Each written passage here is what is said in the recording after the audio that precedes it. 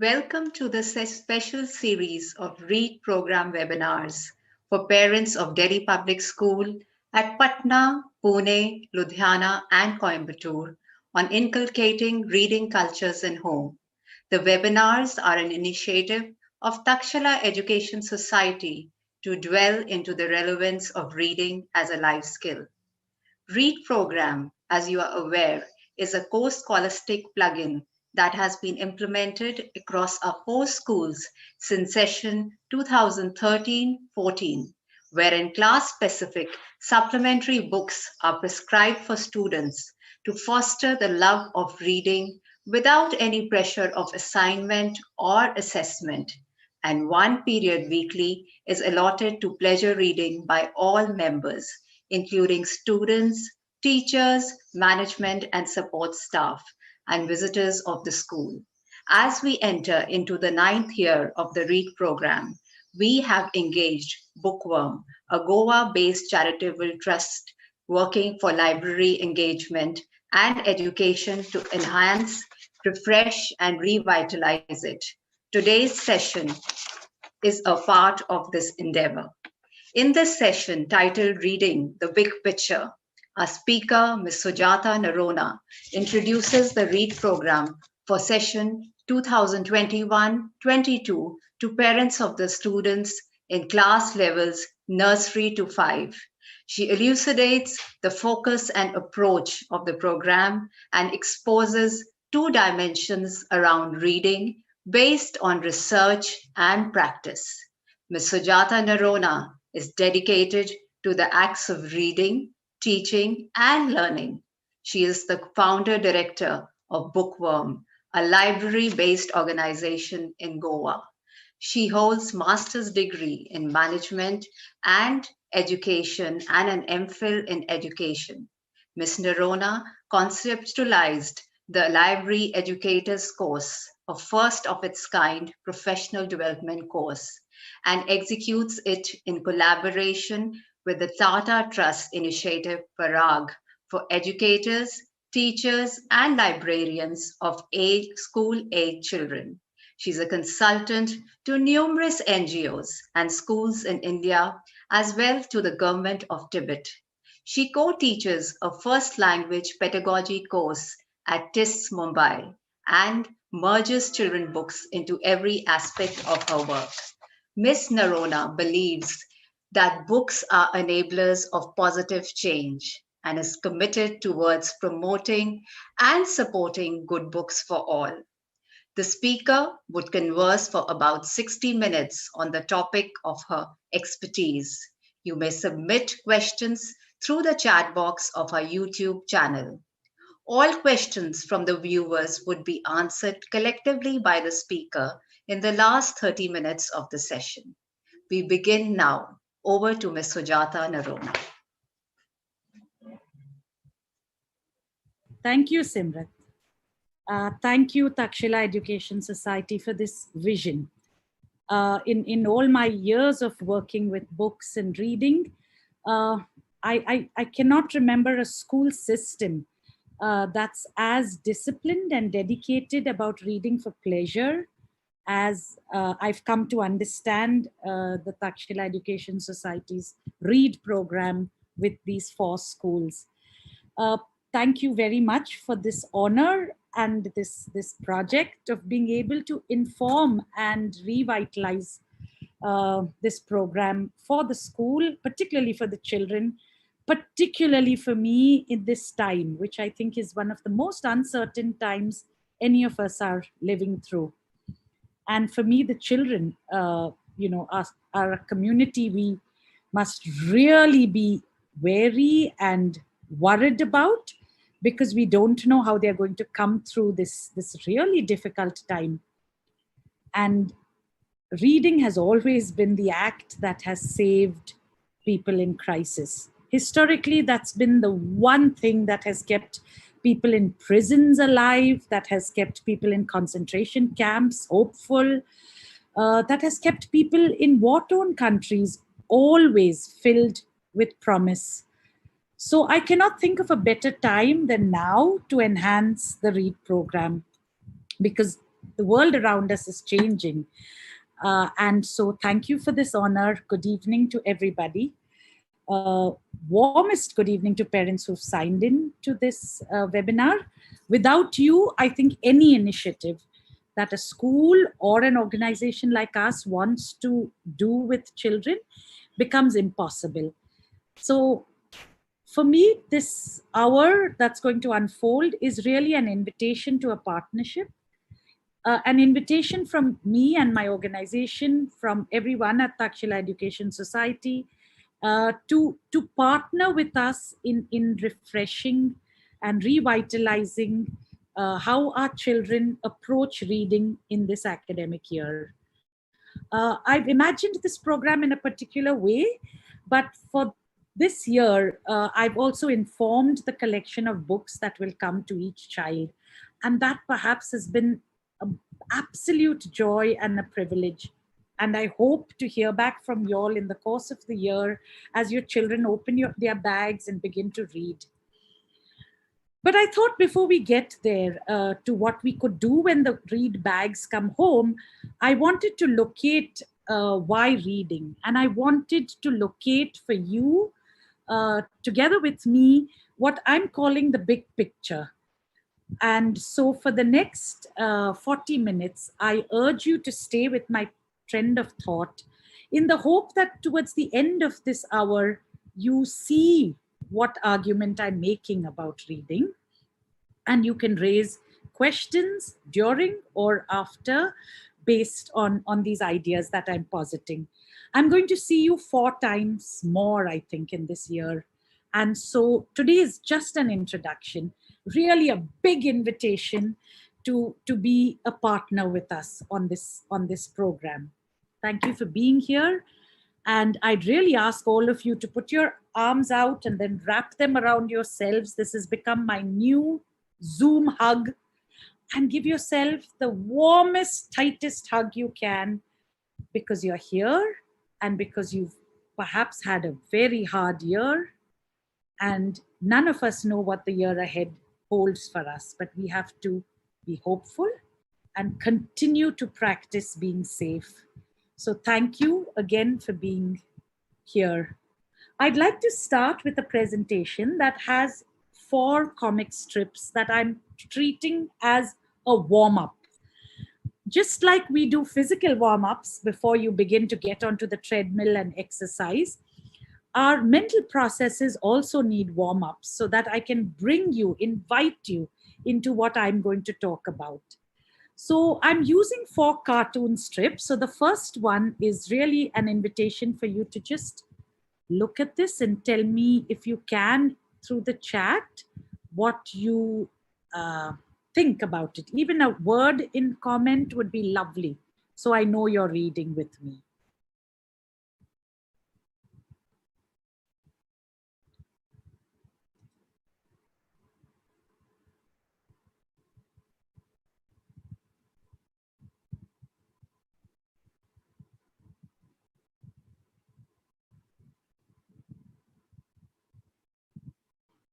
Is this familiar for anyone in your homes? Does it make sense? Are you either the child or the parent? Do you get the argument the child is making and the argument the parent is making?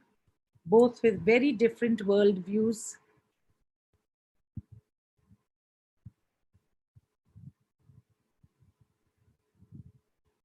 In many homes, I can imagine something like this happening, where we imagine our children could be doing something and our children's worlds are beckoning that they should be doing something else.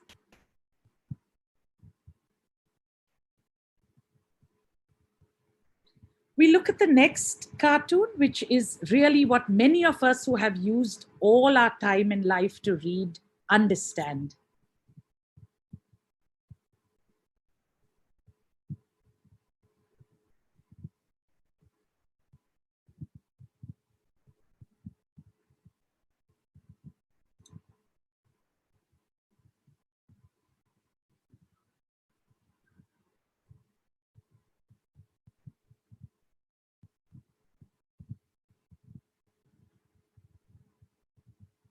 Tavleen, are you now Tigger or are you Calvin? I wonder. Because in this cartoon, uh, Tigger is really the reader in all of us who finds fun and joy in books. And Calvin is typical of hundreds and thousands of children and adults who wonder what is it about books that excites some of us.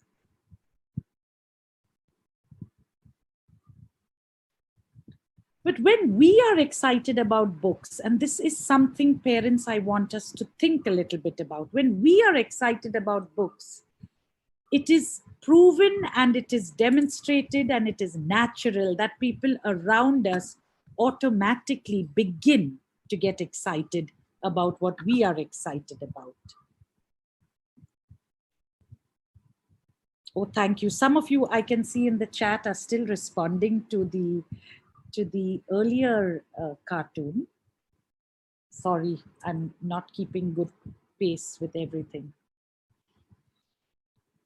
But this one, for me, where Calvin also wants to know what's in the book, is really a wake-up call for those of us who love reading, who also bear a social responsibility to invite more people into this world of ours. And so I'm hoping today is the start of that kind of a invitation. Yes, someone says they miss their friends in the lockdown. I can completely understand that. Someone misses their teachers, someone's missing school. I know. It is a very hard time, isn't it?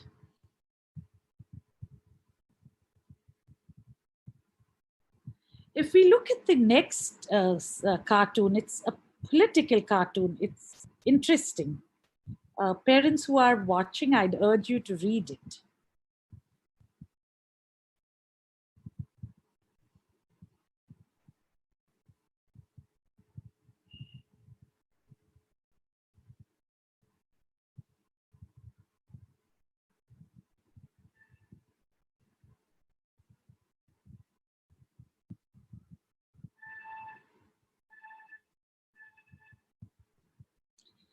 So this one's really in a strange way a complicated cartoon, because many of us find ourselves in these thought loops that if reading, and this has been said to me on many occasions, if reading is such a wonderful thing and so great, then why are we not seeing more people reading? Yeah, thank you, Sanjay. I'm completely with you on this. But there is again a truth in the fact that those of us who love to read, we're also rather private readers. We don't run around evangelizing the act of reading. We don't promote it enough because perhaps half the time we're just so busy reading. And what I think is absolutely marvelous is you belong to a school system that is not just encouraging you to read, it's promoting reading, it is ensuring the children have books, and then it's inviting crazy, ardent, passionate readers like me to come and talk to you. And so I feel this idea that the librarians put out this idea that reading is good but don't perhaps talk enough about it could also be one of the problems of why, as a culture of parents, many of us are not completely sold on the idea that our children must read. Ayan, I'm sorry you're missing everything that you do in school. I'm going to use some magic powers and hope that soon everything comes back to some kind of normal for us. But I think we'll have to wait, Ayan, a little bit. Yeah, reading does need focus, Garima, and reading needs discipline. Two words I think that I'm going out of fashion a lot. This idea that I have to attend, I have to be focused, and that I have to be disciplined. And so the last cartoon I want to share is really one of my favorites. It's very old. It's from a series called Peanuts.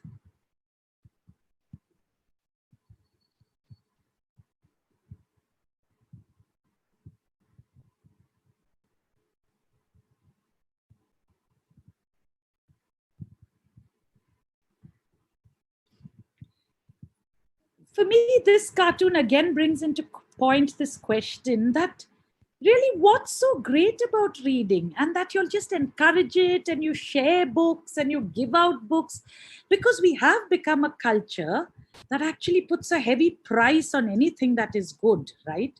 The more expensive the restaurant, the better it is. The more it costs for us to fly on a holiday, the better it is. The more the designer clothing costs, the better it is. And we are right now in a consumerist society that is judging value by price. And then you have this act of reading, which is almost free. And you tend to think, really, like if it's so there, it's easy, the school sends us a bag, there are, my brain is able to decode and understand, what's the big deal? And I wonder at a deeply subconscious level if these are some of the reasons that are putting us off this completely powerful act of reading. And so I'm hoping for the next half hour to actually show you how deep reading is an immensely powerful movement in our brain, which actually affects us. So we all read differently. Some of us read on the surface. You may be reading multiple text messages a day. You may be sending and writing multiple messages. You may be reading short, the ticker on your news feeds. You may be reading copious emails and documents. You will be doing different kinds of reading. But I don't know how many of us will be just reading for pleasure, what we call reading for joy. How many of us will be just reading because I want to read? As these numbers come down, the state of our humanity is also going to decrease. And this is troubling for all of us who believe in the act of reading.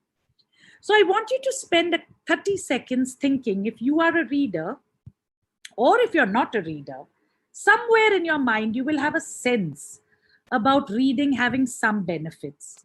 And I'd like you to just put down in the chat in one word, what are these benefits about reading? What do you think are the benefits of reading? Just put them down in the chat.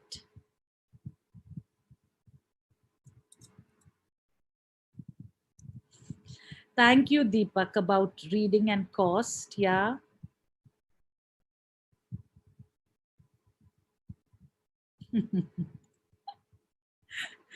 All the best to the parents who are raising twins.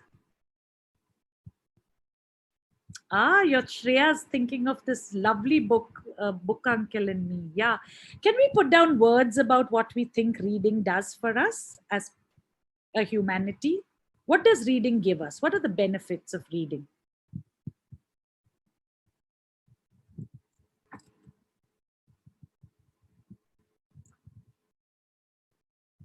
Patience, how lovely.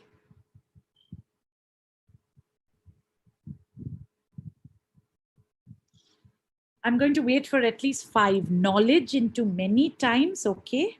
That's a very, very often repeated benefit. Excellent. I'm going to wait for 3 more.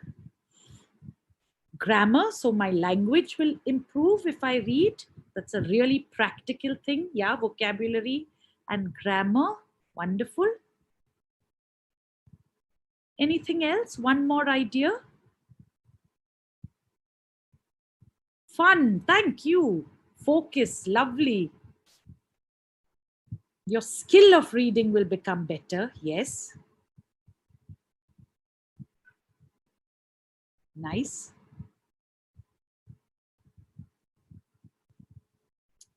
Okay. A powerful cognitive function of concentration. Thank you. So you can see, and your imagination. Now you're warming up. Thank you, audience. I can see that we now have quite a number of benefits of reading. So typically, when I ask this question, yes, you'll get information. If we can move to the next slide, typically, especially with teachers, when I ask this question, I get typically circling the same words, which over the years I have formed into a word cloud that always holds me in good stead. And these are some of the words that people think say that reading gives them over time. As you can see, knowledge is a big one. Language, yes, is also big. Creativity, and perhaps it includes imagination, positive association, perspective. Thank you. You are giving me even more words that are not in this cloud.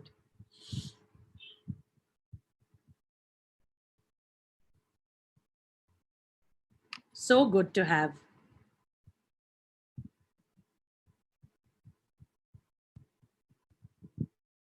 So reading really, we know, no, at a deeply, perhaps conscious level, we know that it has benefits. But somehow this consciousness doesn't flow up into our proactive action. And I'm not saying this because I have any evidence, but just when you look around in society, we're not seeing enough of acts of reading, and we're definitely not seeing enough of the benefits of reading. Because if we were, I think we would be a very different community, a different nation, a different group of people. So, one really powerful thing that somebody wrote, it teaches a lesson, which is close. One very important thing that reading does, and somebody wrote perspective, is that it allows us to enter worlds that you and I may never live in. But because I read, I suddenly am able to get a perspective into another world. And this act of reading other worlds is unparalleled. There's nothing else that can give it to you. Yes, you come to know about other cultures. And the wonderful thing is, we don't only need to read books to enter other worlds, especially in this digital age with this huge technological revolution. We are reading mediums, right? We are reading different texts in different mediums. And today, because you are a large number and I can't read a printed text with you, I've chosen a really short film that I want to watch with you. We're going to use this film as a text from which I'm going to springboard the big picture ideas. And I'll invite you, the film is just 15 minutes, it's beautifully produced, to just sit back, watch it, allow this story to flow over you, and then we're going to talk again briefly for the time that remains. So I invite you now to watch a film called The Paper Boy.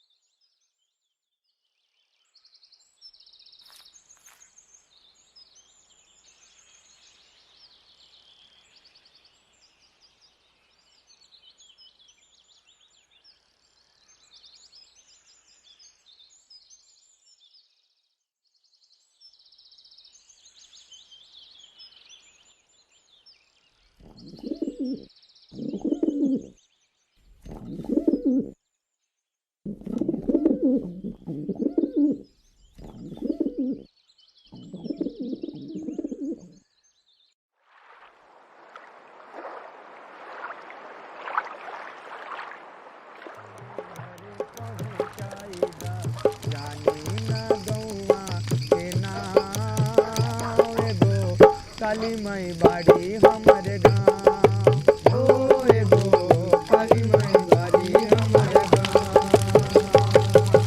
आता हो हमरा के रहिया बता।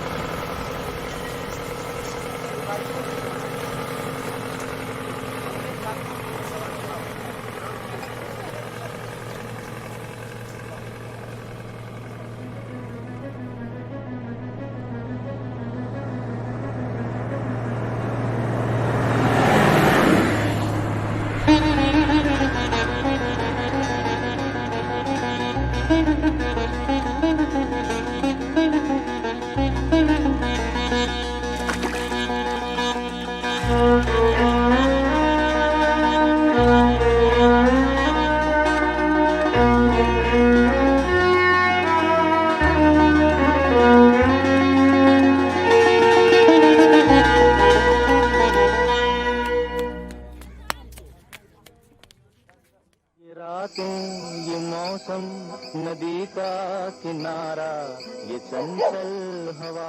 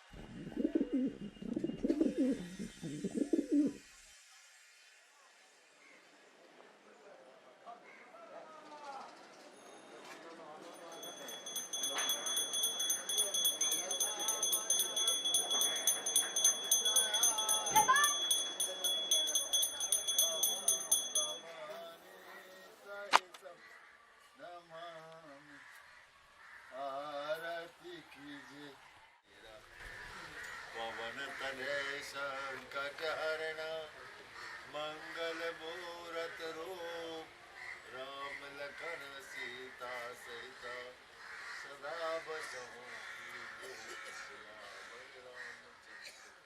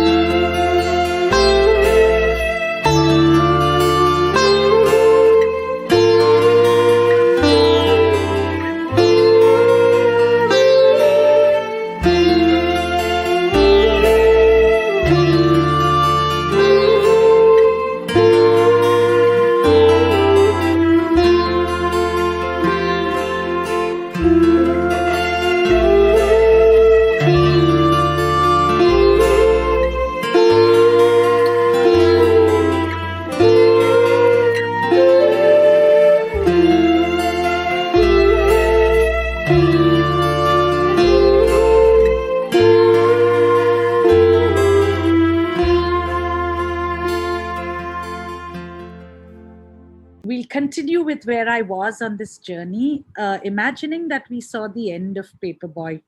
It was important for us actually to see the end of that text, because the way that text ends is you have a child who cannot read, yet who is actually delivering newspapers to literate homes in apartment buildings, where people can read.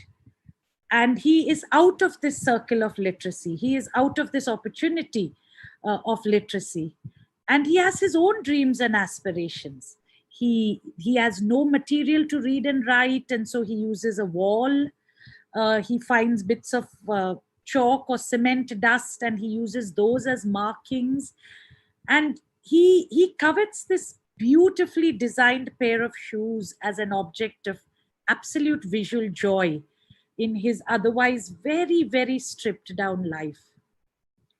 And the film will evoke in any of us who watch it entirely, it will evoke feelings, it will evoke thoughts, it will evoke some ideas about the state of our world, what we should do, what we cannot do. But what I was hoping and desiring deeply that it evokes in us is this opportunity that all of us have to be readers, because of our privilege, because of our social class, because of the opportunities afforded to us. And yet, quite systematically, we don't appear to be harnessing that privilege enough in being joyous about the act of reading. So my initial idea was, when we watched this, I would have wanted you to share what you felt on watching a film like this. What kind of a reading did this film evoke in you? Did it evoke in you what we call in the science of reading a deep reading emotion or a shallow reading emotion? Because what MRI MRI processes show us is that when we are watching certain media, just like when we are reading, depending on what we are watching and how engaged we are with what we are watching, our brain gets fired up in different ways. And the longer we watch something that is powerful and that has deep triggers and cognitive strengths in it, forcing us to think, process, sequence, remember, make sense, decode, the much more of our brain is being lit up than when we are just watching what I'm going to call shallow content. And we have to get into this examination process as human beings, particularly as parents and for our children, is what is the kind of reading I do in the day and how much of reading I do. So typical responses to a film like this from previous use of this would be that it allows us to see reality. It allows us to recognize these divides that exist. It brings awareness, just like any reading does, right? It tells us, gives us knowledge, it gives us information, it helps us understand.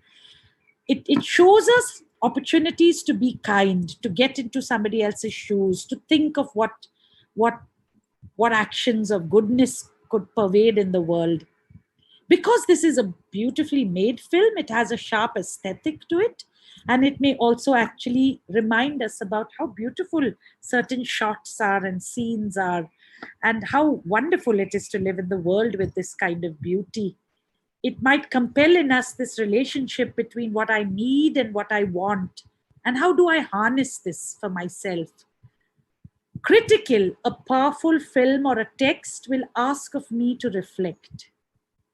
If you have read something and you have no thought after you finish reading that, no thought for longer than the attention span of a goldfish, which is 8 seconds, if you don't think longer than that, then you are not entering this phase of reflection. And then you are actually standing in the shallow end of the reading pool, which is not a bad end. We can't always be in the deep end, but how much are you in the shallow? That's the question for you. That's the question that will determine the reading culture of your home and the kind of reader your child will become.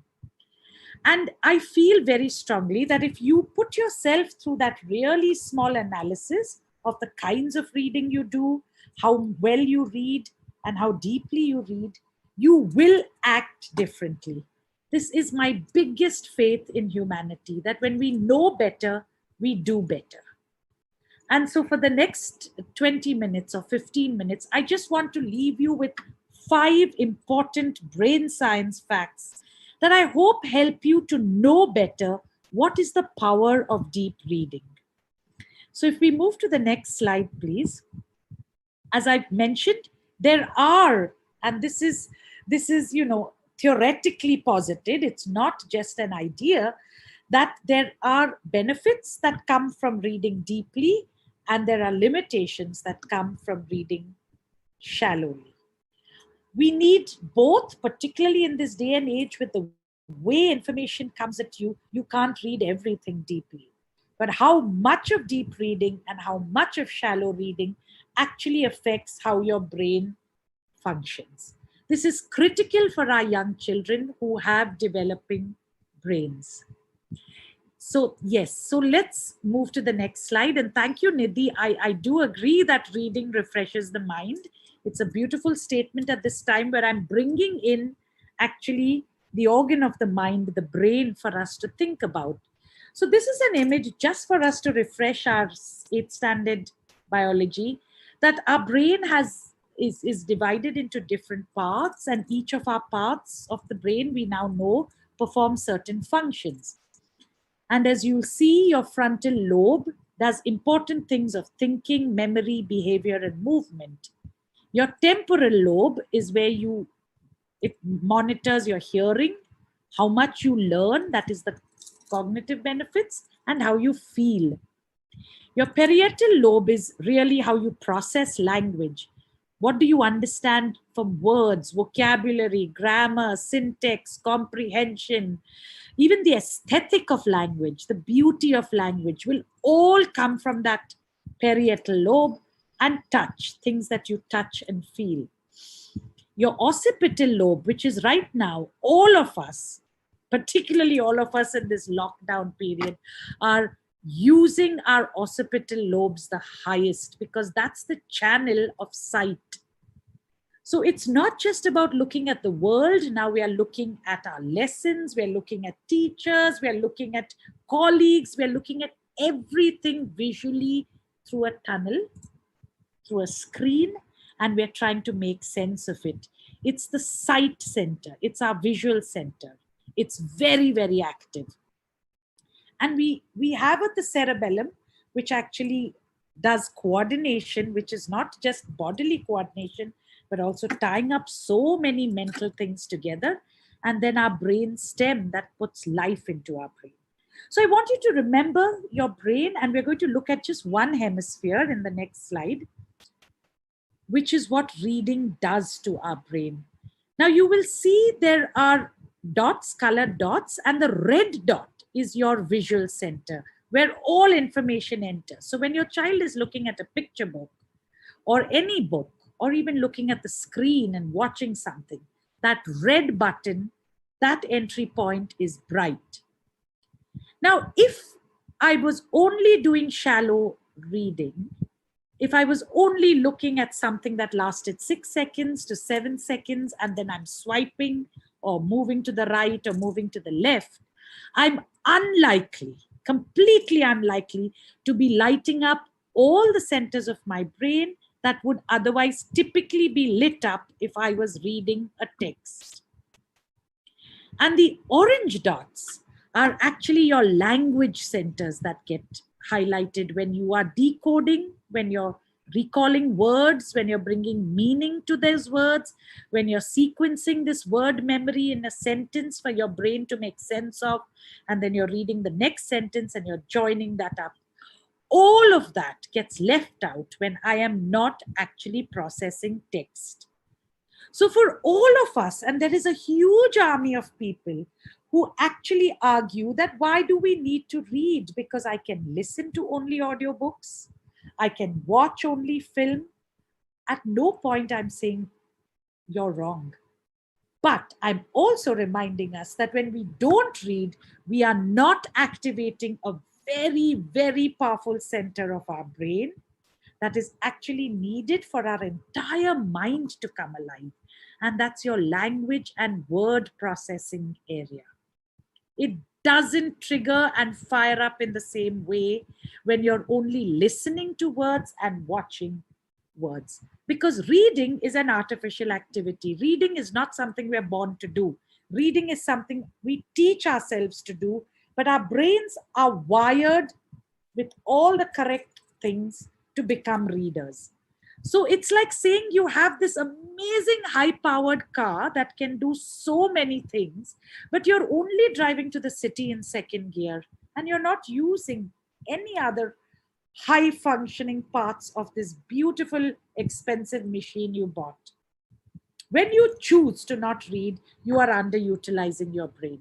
So that's one big thing I really want you parents to think about today. If we go to the next slide, I wanted to show you, this is one of my favorite scans, and it's work done by this amazing neuroscientist, which showed us some years back how the brain looks when you read and when you don't read. And I ask you to focus on the image to the left, which is the image of the literate brain. That is a brain that decodes words and sentences and paragraphs, reads and writes.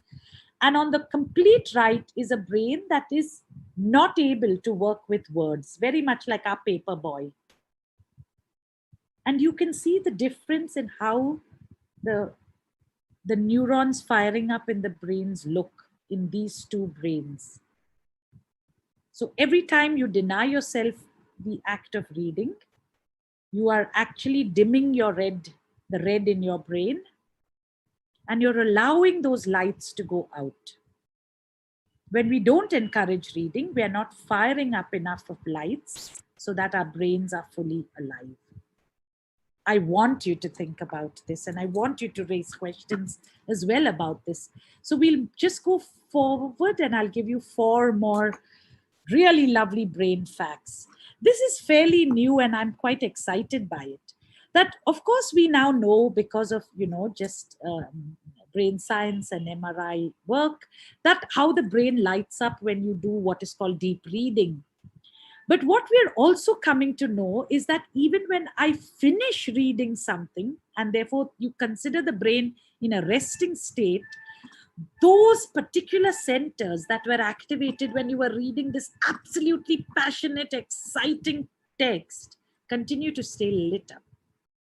So the benefits of reading something good and powerful remain even when you have stopped reading. And this might explain why people who read actually always seem brighter or faster thinkers or more alive. I don't know. I'm just putting this out there.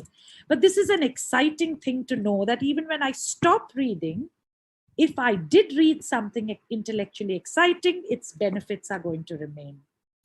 The next fact I want to leave you with, which also excites me, particularly for parents with young children, is our brain's ability to produce something called white matter.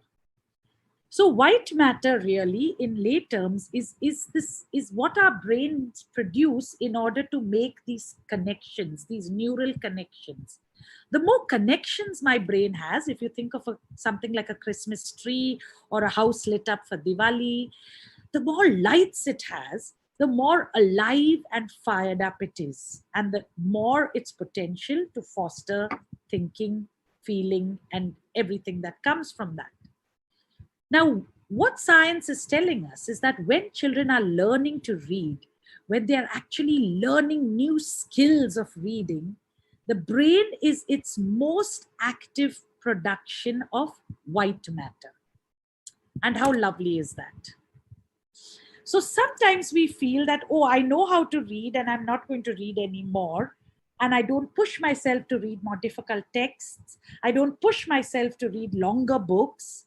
I don't push myself to read over different types of medium, maybe graphic books, maybe reading manga, which is from the opposite side.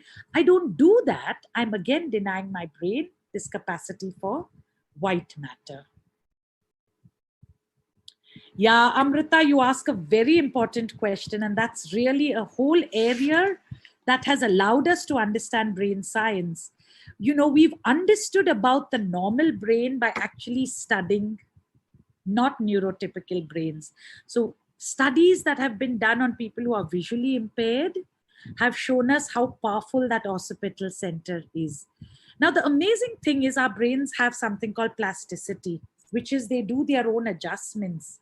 And the human mind is so powerful that actually it skips certain connections and makes other connections in order to show a visually impaired person, give them some signs, some sensorial clues that then allow them to decode and make sense of things. So it is the touch that is very, very heightened in a visually impaired person. You know, the center of touch, which is also very close to our language centers, and that becomes the sensory input. Whereas for neurotypical people, our eyes are our sensory, the visual is our sensory input. What a lovely question. Thank you. So besides gray matter production, which is again a really powerfully important fact, the next one I want to tell you about is, especially for all of you who are keeping physically fit, is that reading, there is no other act that actually, they say, neurobiologically challenges the muscles of the brain as reading a text, because of the number of processes from seeing, language centers, feeling, connecting, comprehension, every center that it wires up. It is your most powerful treadmill. And so you want a fit brain, then you should read, because several brain functions are involved in the act of reading. So when we don't do this often, but if you think of the brain as a muscle and that muscle needs exercise, then a really beautiful way to exercise it is actually to pick up a book and read. So that would be my third big fact to tell you for the day. That every time we are not reading, we're also denying our brain its muscle strengthening exercise, which we now know is powerful. Two other really simple facts which you know, which also came up in the chat. One is that because reading requires what we call sequential memory, in the sense that I have to read something, remember it, then read the next thing, then join that, remember that, then I need to hold on for what next is coming, and then bring it all together for comprehension. Because it's demanding that kind of input from me, my RAM, like if you think of your brain as having this storage device in it, actually improves the more you read. And so again, denying ourselves the act of reading is actually denying ourselves a very natural way at the moment of building our working memory. So many people offer some kind of memory, I don't know, build your memory classes, and some kind of artificial processes in order to improve memory and concentration. And here you have reading, which actually naturally builds your working memory and your concentration. Yes, Sandeep. So reading and writing are actually very closely intertwined. This is a problem from the 80s that we've inherited in our school system, where we've not kept in touch with enough of research, where we initially looked at reading and writing as what we call discrete skills, like they were separate. You did this and then you did this. But we now know from so much of research on language centers that actually reading and writing are very intertwined. And in fact, there was an amazing essay I read some years back that said, if you think of early man could have written before he spoke, because we did cave paintings, which were marks, and we did marks on grounds, it's all forms of writing, perhaps long before we evolved as a society with a common sound or a group of sounds that we all agreed was language. So writing is an extremely powerful act in the act of reading, and they go very closely together. So Sandeep, if you read and write, I am just so happy your brain is fully fired up, because it's going to demand all the same processes. of course it will help. Thank you for asking, Sandeep. And the next little fact I wanted to leave you with is, if we go to the next slide, please, is something that I think is of both interest as well as like a cautionary warning. I was reading an article that is claiming it, so it needs to be backed with more research, I feel. But it was claiming that the attention span of the human mind on an average has fallen to less than that of a goldfish. Now, when I was young, if somebody said you had the attention span of a goldfish, this was the ultimate insult, because goldfish, whose brains are so tiny, apparently are able to attend for nothing more than 8 seconds of time. But this particular article was positing that the speed at which we scroll and move and look at media now is couple of seconds, which if you aggregate this means that we are actually attending to data in our so-called reading time to that is less than that of a goldfish. And this is troubling, because attention is also something that we train our brains to have. So if any of you are finding that if now after say 2 years you pick up a book and you're actually struggling to finish the book, it's because your brain is struggling to attend to the act of reading. Because the kind of demand reading makes on our brains is of a particular kind. And if we are not practicing that enough, our brain, having this ability for plasticity, loses this. And so if you're finding concentration more difficult, you're finding sticking with the same long text, you're counting the pages, 6 more, all of this, it's because you're getting tired and weary mentally of attending to the same task, because your brain is getting trained to be distracted. Now think about what is distracting you. Think about when you get onto a feed, how many ideas get posted so that your brain is all over the place. And think of how therefore you're training your brain to not attend. And that is problematic for deep reading. So this particular sign which I found, which said books, your reward for having an attention span, I thought was particularly lovely, because it's reminding us that, hey, you can attend, you can concentrate, pick a book. And it's also saying if you can't, a book is a great tool to begin to do that. Thank you. Am I saying this right? Harsimran, for acknowledging my effort at giving you strong facts. That is my intention, because I believe very strongly that all parents want what's best for their children. And I believe very strongly that we have to make public these knowledge or this information we have about reading, so that when you know better, you will do better. So I so appreciate that message, and thank you. So I've come more or less to the end of what I wanted to share, but I want to go forward and ask you to do one thing. If we go to the next slide, please. I want you first as parents to start reading. I know by the end of this month, a bag of books will come to your home, because your child is fortunate enough to be part of the Takshila Education Society schools. So a bag of books is coming to each child. This is not only for your child, dear parents, it's also for you, because when you read with your child, and that's something I'm going to save for the next webinar, what happens when we read with our children and when we talk about books with our children? So I'm hoping that before we meet the next time, you would have all dipped into your bag of books and you would have read them. And that way you will be able to talk to your child and with your child when they read.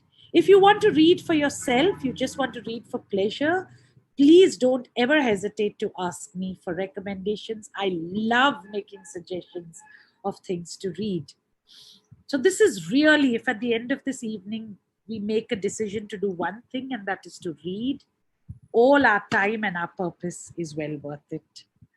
I found a really beautiful comic, if we go to the next slide, by this man called Grant Snyder.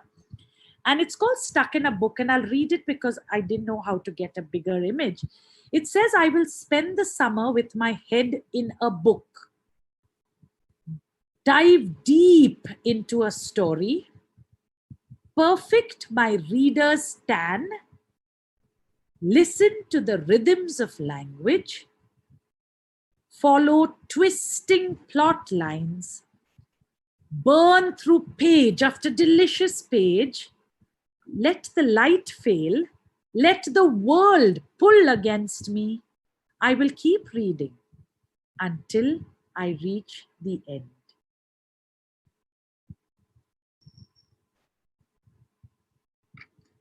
Thank you so much for listening. Thank you so much for being with me on this journey. We'll go to the last slide, which is a small glimpse of one of our rooms in our library. If any of you are ever visiting Goa, please come and see us. But otherwise, I'm going to meet you on these webinars, and I'm so looking forward to you receiving this bag of books and really nurturing our children's reading, particularly in this time when I'm convinced that reading will save us. If you have any questions, any comments, anything you want to ask me, I'm all yours for the next half an hour. Thank you. Yes, Purva. It's only by example.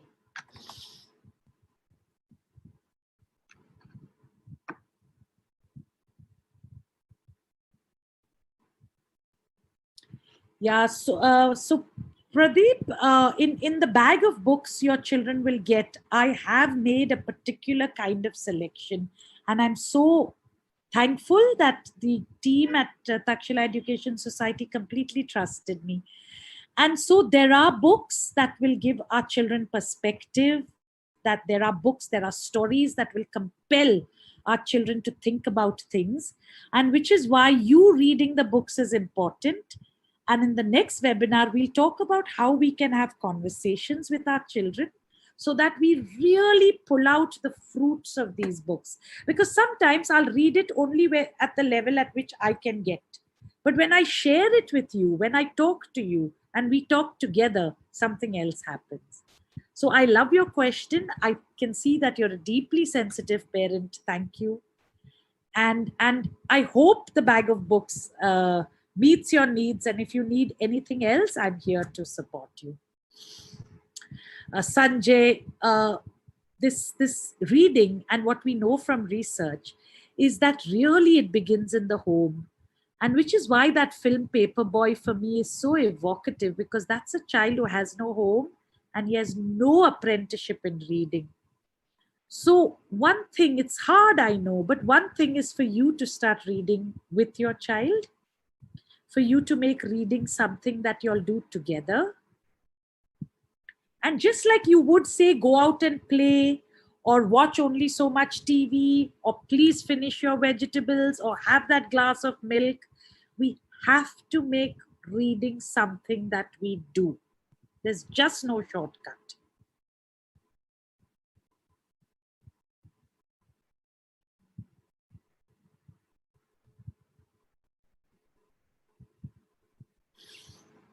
Yes, parent who is feeling that the children have become agitated. One terrible effect is screen time, and I'm sorry for what this is doing to our children. Yes, we know that this exposure to screen time is affecting a number of us in many ways. So if as much as you can limit that, it would be one way. But the other would be to do things with you rather than ask children to do things on their own. I think every child loves being with a parent. So what could you do? What do you all both enjoy doing or all enjoy doing? together. I know, and with if you're in Pune and right now the lockdown's even more severe, something in the house, I don't know, make different shape rotis together, paint, do crafts. It doesn't have to always be a book, but when you're doing that, you will start talking to each other and learning each other well, and then you'll bring that relationship to your book reading. But I think physically sitting down and doing things together as a family is incomparable. Working with our hands, because our hearts open up then. For a 9-year-old, you wait, Darshita, for the bag, and then you tell me what you think about the little selection you'll get. It's really a mixed bag. I hope that pleases your 9-year-old. Yeah, Girish, I will suggest something that you can read. I will send a list to Shraddha and ask her to post it on a parent group. That's a really good point. Thank you, Girish. I'll make a parent reading list. It's a great point. Vian likes funny books. Yeah. Yeah. Can I recommend some comedy books? This is hard for me. I'm not known to be somebody who reads a lot of humor. I read a lot of serious stuff. I'll just think, and if something comes to me, I will post it now. Yeah. Deeps 503. Sorry, I'm using whatever names I'm seeing. I think as early as possible, we start by reading to children. So a nursery child has to be taken in our godis, and we have to take a book in our hand and we have to look at it, even if it is 2 minutes the first time, 3 minutes. But you must be present. You must be physically present.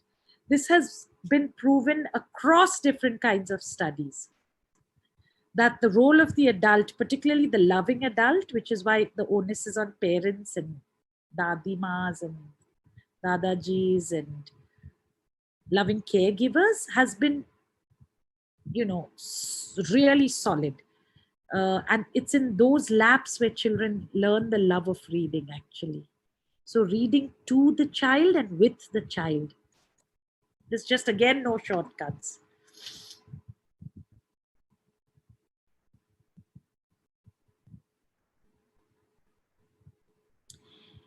Yeah, this is the age appropriateness now is a slightly tricky question. There is this really sweet cartoon that sometimes I use in library workshops. It has two librarians, and one librarian is telling the other librarian, I did not appreciate the books you gave that child. And he looks at her and he says, so are you now censoring books? Did you think I gave the wrong type of books? And she says, no, it's not about censoring. I'm thinking of their level. So what level that child is reading at, you have given the wrong book. And in the last panel, he looks at her and he says, even I'm thinking of the level. And for me, the level is limitless. And this gives you two perspectives on reading. Do we only give a child a book where we say, this is where you are and therefore you should read this book? Or do we say, this is where you are and this is the book? Because we know from reading research that motivation is a huge thing that fires the brain to work harder. And so if I really want to read this complicated book on cars, I might push my reading to actually read that book on cars. So what I do in the library is I actually ask the child to look at the book. Sometimes I get a sense that they are not ready for that book. But then I say, you try it. You read a couple of paragraphs and see whether it's easy for you to read. And if you want it, you can have it. If you think you're not ready, the book will always be in the library for you. So for me as a practitioner, these conversations are critical. There's no shortcut again. I'd like to know the child, I'd like to have a conversation with the child, and I'd like to know what the child wants to read. Having said that, there are some books developmentally I would worry if a child is reading when they're too young, because I do think there are certain themes, certain ways of approaching themes that if I can introduce at the right time, I would. So it's an excellent question, but not a question that can be easily answered with a yes or no. It has multiple layers, but a really good question. Thank you.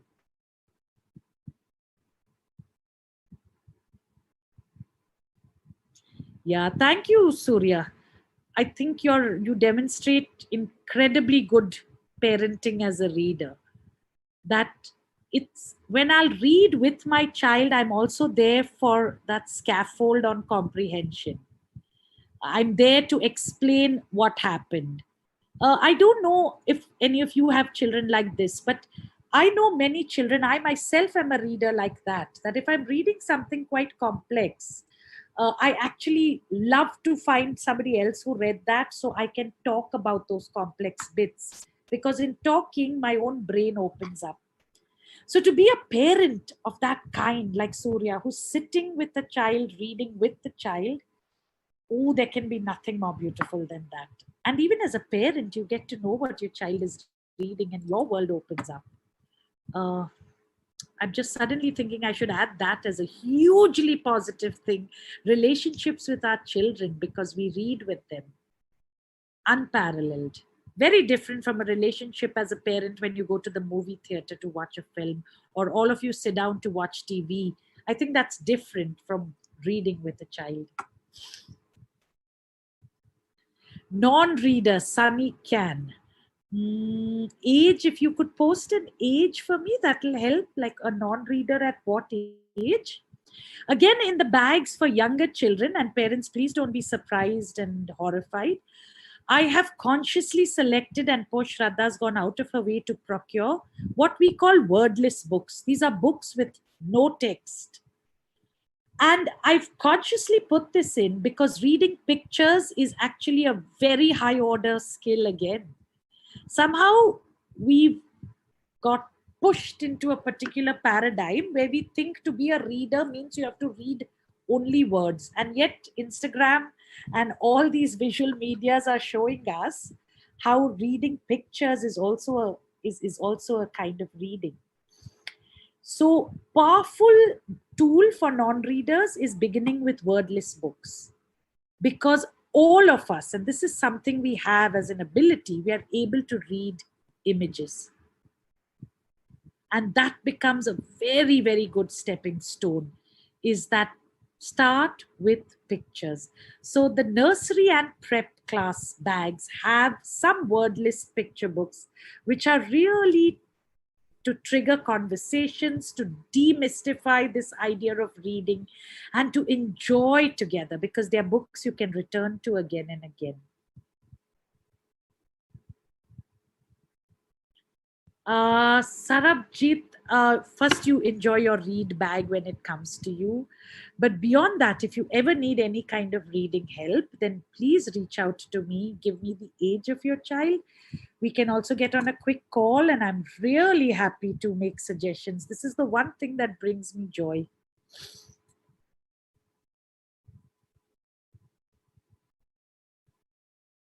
Yeah.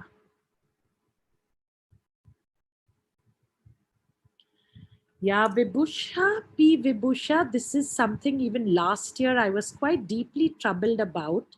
What is going to be the effect of social interaction for our children, no? Because school performs many functions. One is the scholastic function, which I think schools have, really jumped over hurdles and have found a way to make sure scholastic material reaches our children. But schools are also beautiful ecosystems where we learn to get along with different people, where we learn to interact, we learn to wait for our turns, we learn to respect that I'm one amongst many and that everything in its good time. Where I just learn to go with the flow, I emotionally mature because my parent or my grandparent is not there at every moment to, dust me off when I fall or cuddle me, and I grow emotionally. And this lockdown's taken this away from our children's lives, no? and stripped us of this ability to interact as human beings? I actually don't have an answer, and I'm really sorry. I don't know myself. But if you live anywhere where you can, form what I'm now hearing is a new word called bubble. So you can actually form a bubble, and maybe only these children interact. If you have a group of friends and you're like comfortable with each other, some days, and I'm being bold in saying this, I feel we need to weigh some risks. I don't know if it is healthy for anybody to be locked down in the way that we've kind of had to be. And yet the risks are so great in this country. So I'm also very confused. At this point, I can only say I empathize. I'm sorry. And I won't make any kind of suggestions that I myself don't know if they're healthy for our children. But I understand what you're saying, and it's a big one, the social interaction. Thank you for raising it.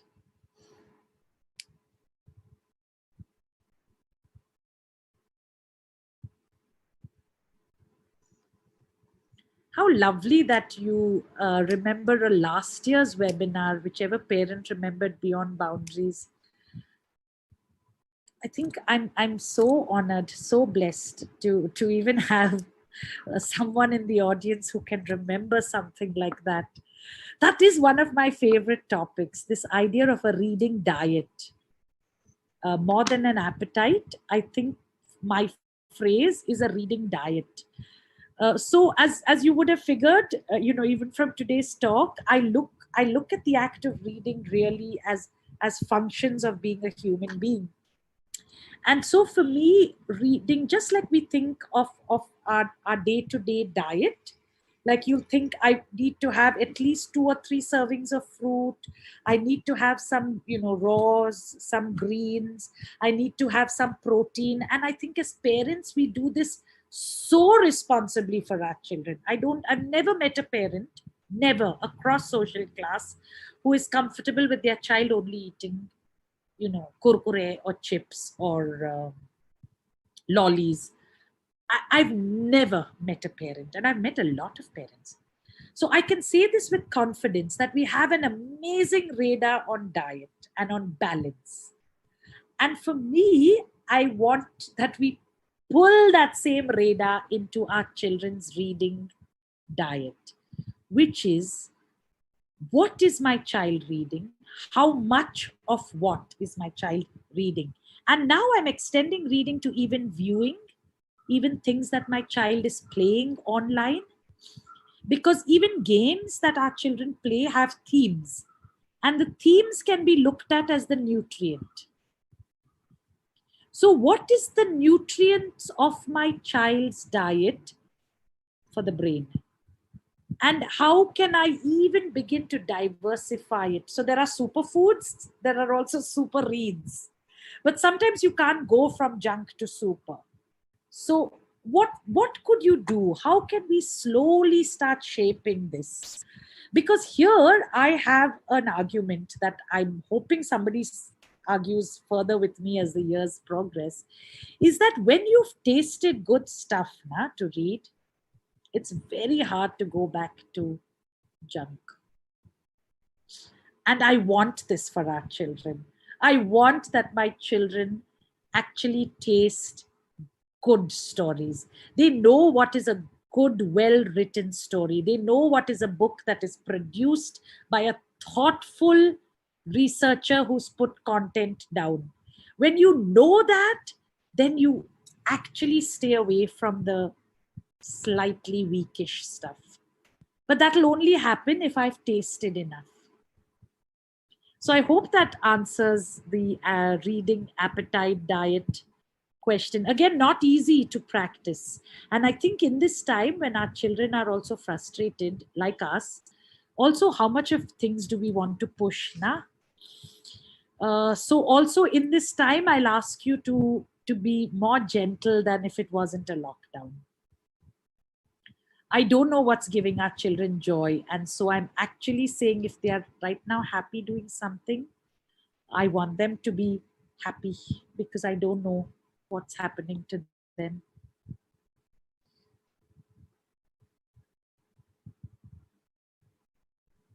Yeah.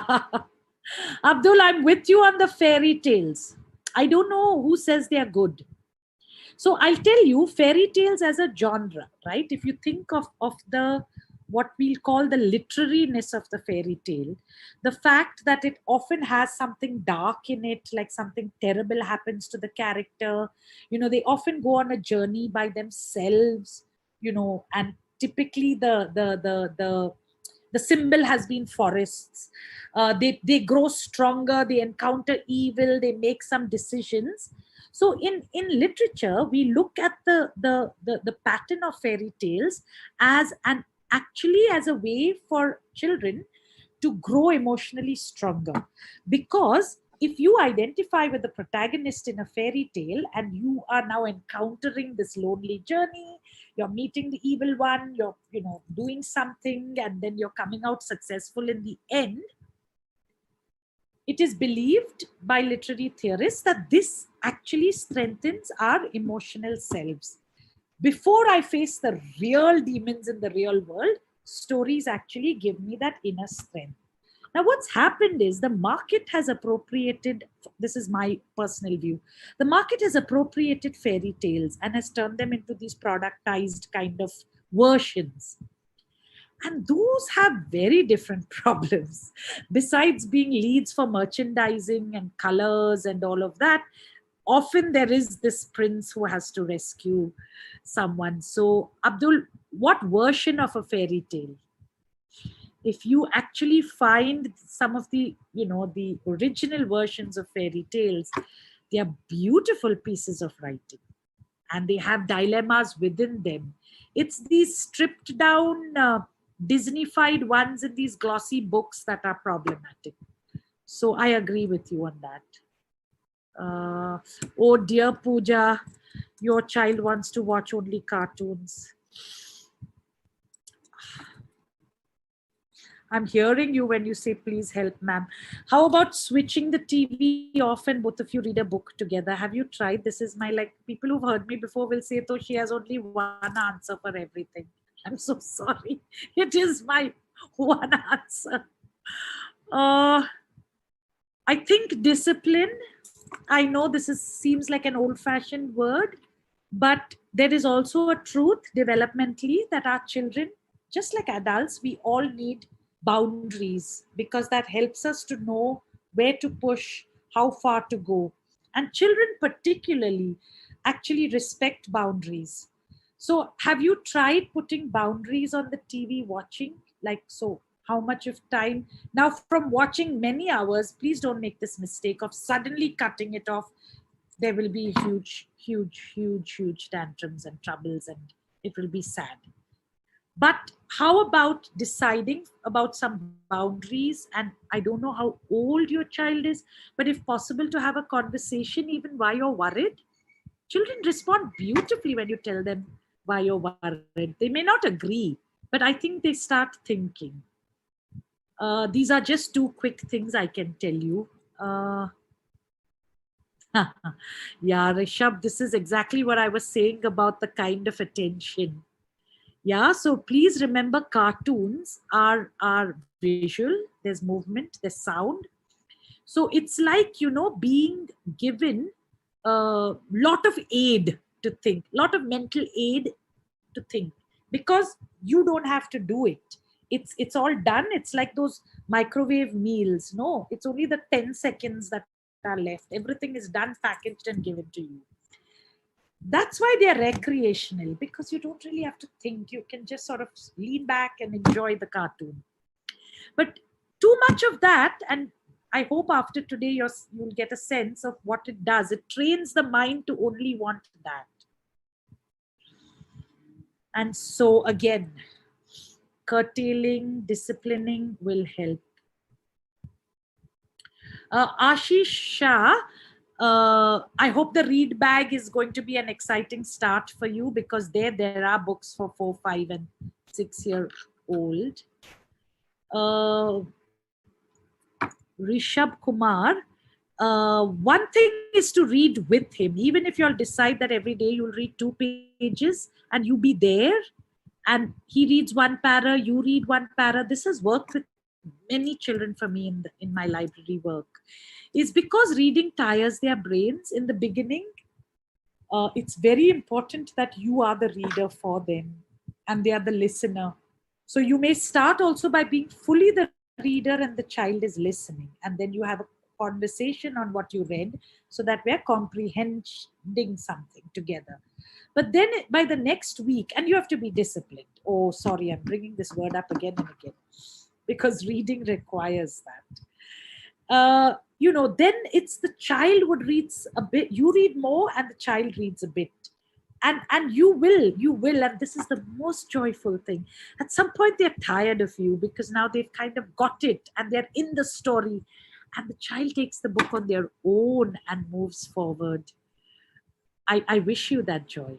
It is beautiful when it happens.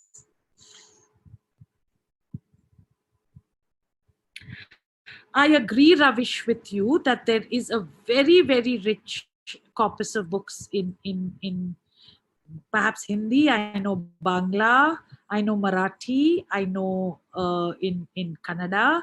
So there is a very rich corpus of children's literature, and sometimes not everything can be done through the school. While I agree with you, I think this is something you need to take up with your school.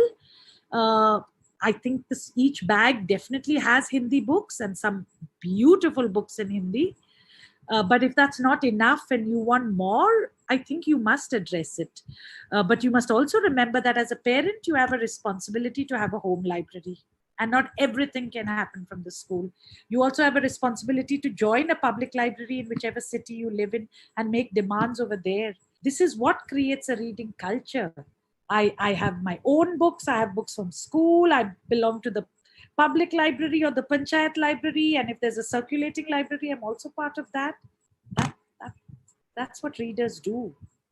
So thank you for that comment. It's a very powerful comment. In this country, we cannot completely ignore our own languages and our literature. In fact, that's how we come to know about ourselves. But whereas how much of that can go in the little read bag of 10 or 12 books, I really don't know. But it's a good point. Thank you.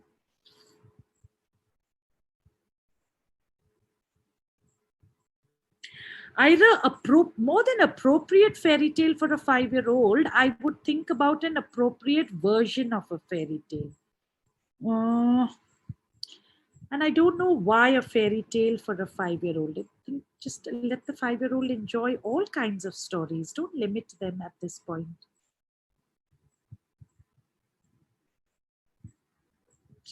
Purva, being a parent is so much about compromise now. So first what they like. Sorry, I'm like completely pro-child. So first what the child likes. Once I'm in the relationship with the child, I will talk and I will look at how I can negotiate and say, now last whole week we read your preference. Can we read one of mine? But begin with the child, Purva. I think you'll also see the purpose in that.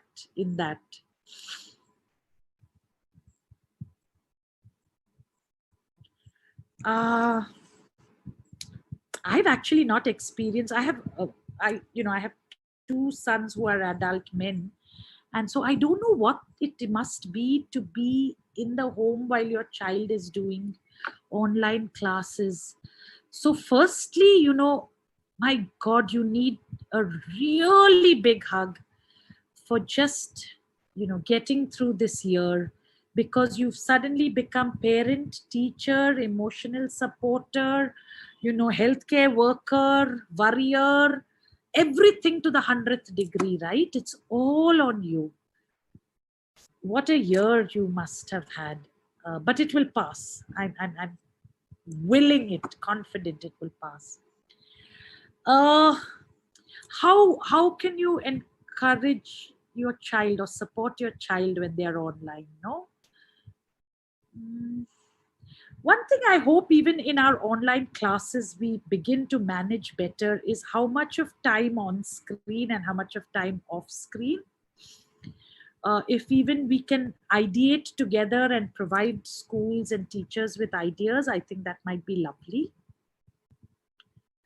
Uh, but you know, one thing I think you must do, P. Vibhusha, is to find some time for yourself. I don't know how, but I really think that would be your strength every day. Is if it means getting up a bit earlier or putting your child to bed earlier so that you have some quiet time, but you also have to take care of yourself, because I think you're critical in this present state, and we can't have anything happen to our parents who are at home minding, caring and loving the whole family to goodness. So perhaps that would be my strongest suggestion, is do something for you, even if it means chai alone in the veranda and nobody can disturb you. I don't know. Think about it. Don't forget yourself.